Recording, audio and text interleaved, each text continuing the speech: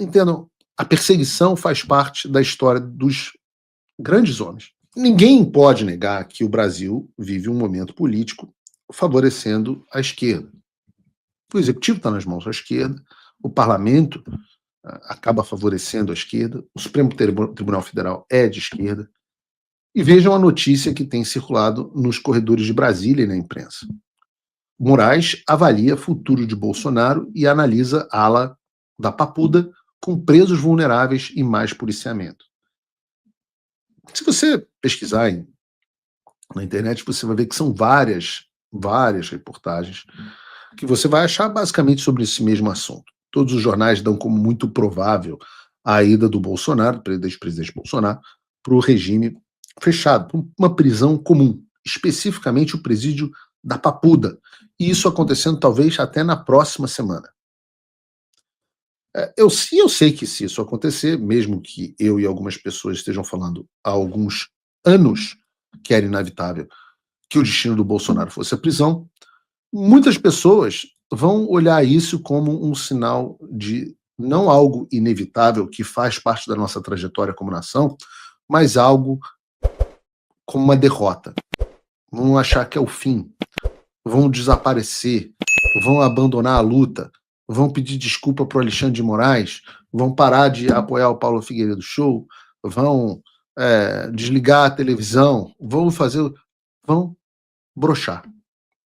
Mas uma das marcas do Paulo Figueiredo Show é de passar a verdade sobre os fatos. Eu nunca ofereci aqui uma bala de prata, eu não ofereço solução mágica, eu não garanto coisas que não estão dentro do meu poder, e o meu poder é muito pequenininho. E por isso eu sei que isso pode frustrar algumas pessoas que preferem alguém que fale o que elas querem ouvir e não a realidade. É um caminho ótimo, inclusive financeiramente. Como meu compromisso é com essa reflexão sincera a respeito dos fatos, eu quero levar vocês a uma retomada da história recente. Não do Brasil, de um outro país que Ronald Reagan confundiu já com o Brasil, a Bolívia. Eu quero voltar no passado longínquo de 2019 e relembrar a história da Jeanine Áñez. Porque em 2019, após quase 14 anos no poder, o ex-presidente da Bolívia, Evo Morales, amigo do Lula, também membro do Foro de São Paulo, renunciou ao cargo. E a Bolívia passava por uma situação caótica. A reeleição do Evo Morales naquele ano foi marcada por, pasmem, denúncias de fraudes. As Forças Armadas sugeriram que ele deixasse o poder pacificamente. Multidões tomaram as ruas da Bolívia em protesto ao governo. Estava tudo um caos. Depois da renúncia do Evo Morales, uma senadora, Jeanine Áñez, se declarou presidente interina da Bolívia, depois de uma sessão no Senado que discutiria a sucessão de Evo Morales, mas que acabou não ocorrendo por falta de quórum. Áñez prometeu organizar novas eleições o mais rápido possível e, pouco depois do anúncio, o Tribunal Constitucional da Bolívia a reconheceu, o STF boliviano, a reconheceu como a presidente do país. Novas eleições ocorreram em 2020 e Luiz Arce, do mesmo partido de Evo Morales, chegou à presidência da Bolívia. Um ano depois, Jeanine Áñez, já sob a presidência do Arce, aliado do Evo Morales, a Jeanine Áñez foi presa sob acusações de terrorismo, traição e conspiração, golpe de Estado, contra Evo Morales. Qualquer semelhança não é, e eu sempre chamo atenção para que não é mera coincidência. No ano seguinte, em 2022, enquanto nós estávamos passando por eleições, Áñez foi condenada a 10 anos de prisão cumpridos em uma penitenciária feminina em La Paz. Além dela, também foram condenados o ex-comandante das Forças Armadas, William Calimán, e o ex-chefe de polícia, Yuri Calderón, o Braga Neto e o, Alexandre Ramagem deles lá. Os dois conseguiram fugir da Bolívia antes de serem presos. Agora, você imagina que os bolivianos de bem olharam para todo esse cenário e desistiram de tudo. Perderam as esperanças, desanimaram, mas não poderia ser mais diferente. O tempo passou e, após mais de 4 anos presa, a Suprema Corte da Bolívia finalmente ordenou a libertação em decorrência da anulação da sua sentença. No X, a Janine Ex disse o seguinte: agradeço ao Supremo Tribunal de Justiça por ter escutado a minha verdade, a verdade que é pública e pertence a todos. Amanhã eu vou deixar esse lugar às 10 horas.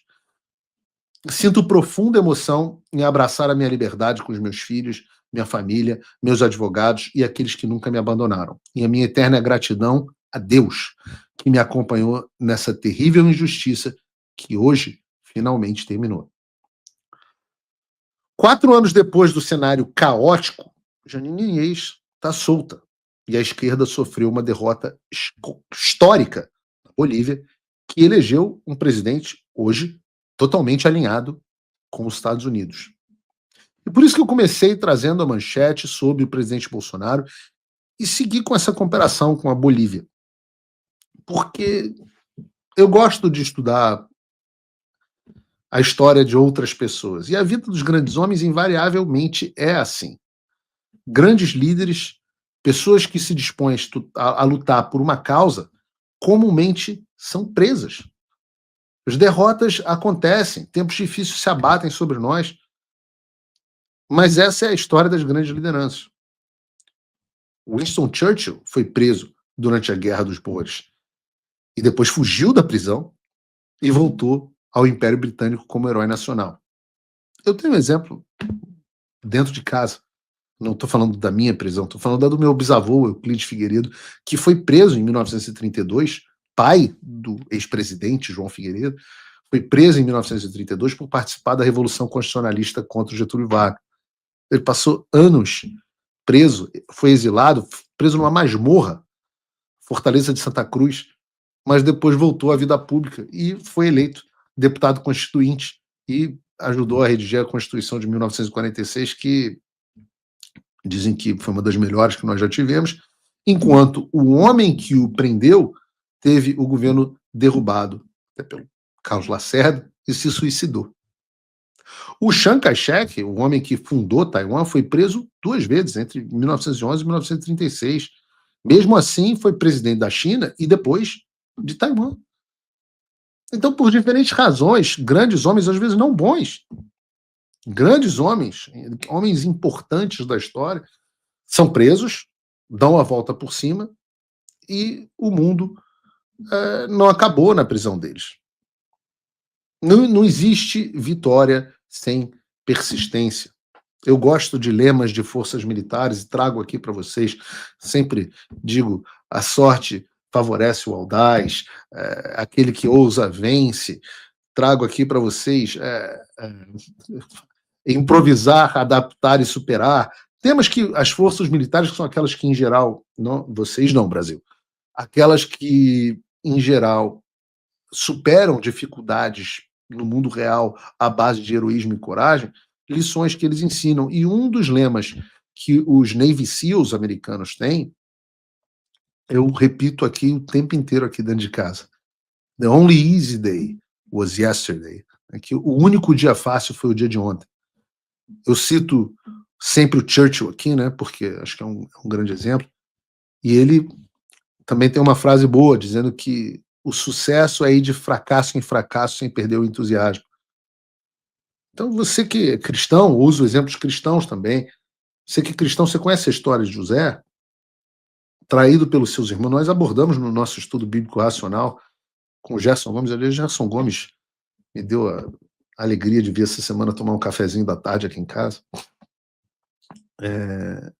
José foi traído pelos seus irmãos, vendido como escravo no Egito, preso por um crime que não cometeu, perdão, passou anos na prisão, mas quando foi solto, governou a nação mais poderosa da sua época e salvou o seu povo. Vocês imaginam se José tivesse desistido porque foi preso? O rei Davi, né? aquele sobre quem a palavra diz que era o homem segundo o coração de Deus, ungido de Deus de Israel e ainda adolescente, mas antes de ser coroado rei, passou por um longo período da vida, provavelmente uma década, sendo duramente perseguido, injustamente perseguido por Saul.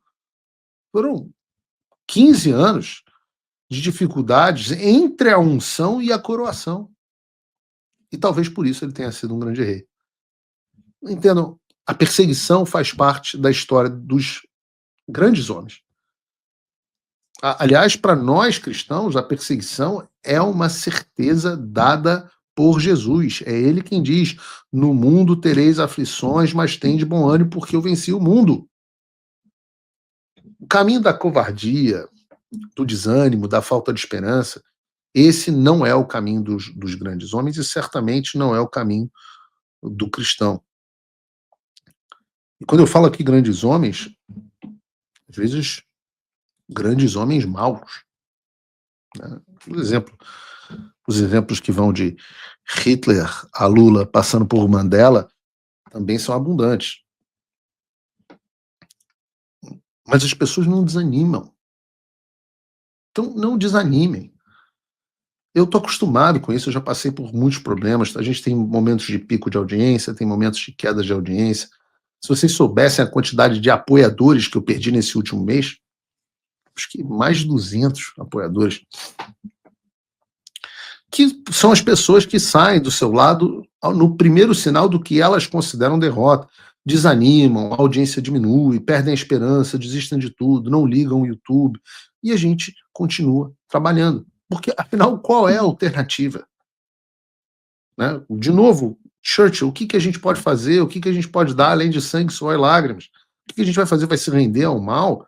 Vai se render ao que é errado? Vai abandonar aqueles que sofrem a própria sorte? Imagine se Eduardo Bolsonaro ou eu decidimos fazer igual a essas pessoas, jogarmos tudo para o alto, o que para nós seria muito fácil, porque nós estamos bem aqui nos Estados Unidos. Ou imaginem se os bolivianos tivessem tido essa postura. A esquerda não teria sido derrotada, a Inês não teria sido solta, estaria apodrecendo na prisão. Se tem uma coisa que você não pode negar é: eu entreguei tudo o que eu prometi, e mais. Veio a Magnitsky, vieram os cancelamentos de vistos, as sanções só aumentam e o regime não está aguentando. Pela primeira vez, há esperança. O que está faltando? Bom, talvez só o seu apoio.